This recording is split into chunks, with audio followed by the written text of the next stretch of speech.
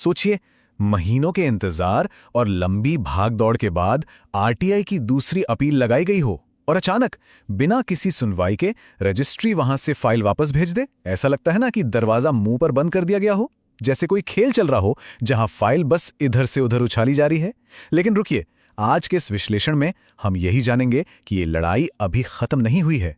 चलिए सीधे इस मुद्दे पर आते हैं और देखते हैं कि जब प्रशासन रास्ता रोकने की कोशिश करे तो कानून किस तरह ढाल बन सकता है। जब वो वापस आई हुई फाइल हाथ में आती है तो सबसे पहला सवाल यही उठता है कि अब क्या। थोड़ी घबराहट होना बिल्कुल लाजमी है, पर क्या चुपचाप हार मानकर बैठ जाना चाहिए? बिल्कुल नहीं। भारत का संविधान और आरटीआई एक्ट दोनों मिलकर कई ऐसे दमदार रास्ते देते हैं जो खास तौर पर ऐसी प्रशासनिक रुकावटों को तोड़ने के लिए बने हैं। तो इस पूरी चर्चा का रोड मैप बहुत ही सीधा सा है।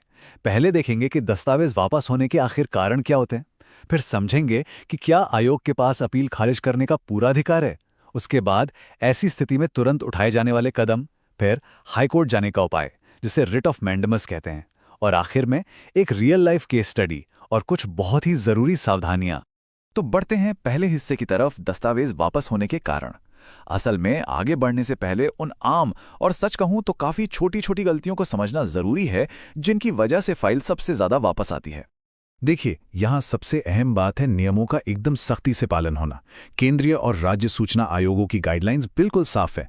अगर फाइल में ओरिजिनल आरटीआई एप्लीकेशन की कॉपी नहीं है या पब्लिक इन्फॉर्मेशन ऑफिसर का जवाब और फर्स्ट अपील का ऑर्डर मिस हो गया है तो रजिस्ट्री उसे तुरंत वापस भेज देगी।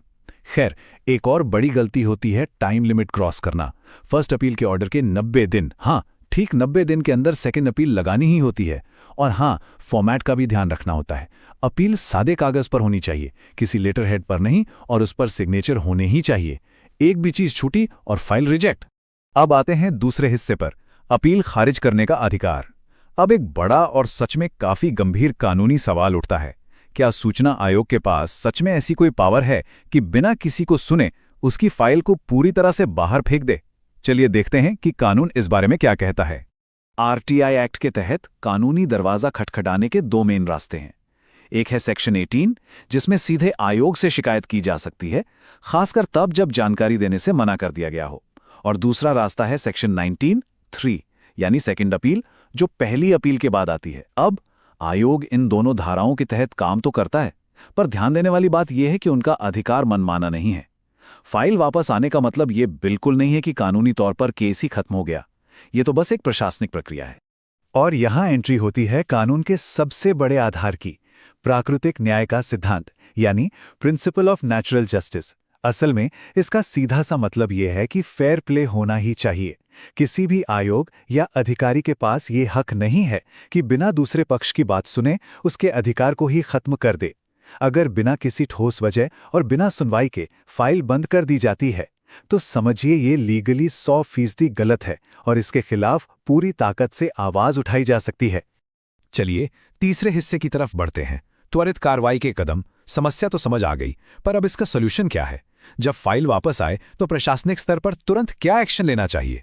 तो एक्शन प्लान कुछ इस तरह होना चाहिए। सबसे पहला स्टेप, अगर फाइल में सच में कोई कमी रह गई थी तो उसे तुरंत ठीक करके दोबारा फाइल करें।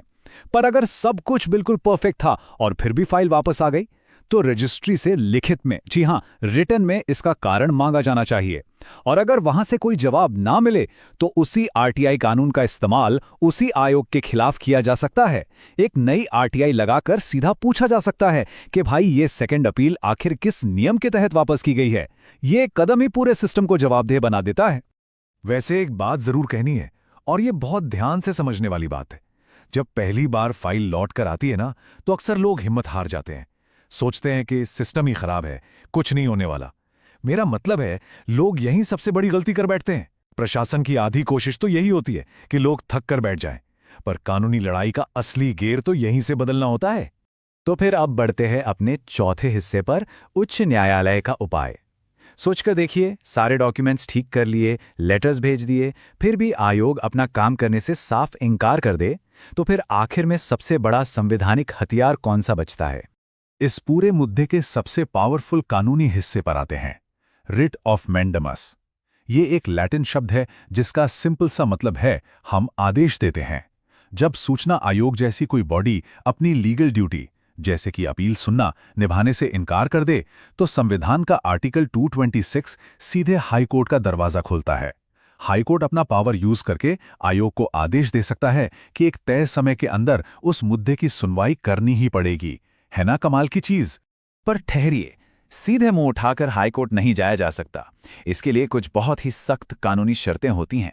पहली बात, आयोग की एक मैंडेटरी पब्लिक ड्यूटी होनी चाहिए, जो कि इस केस में आरटीआई एक्ट में साफ लिखी हुई है।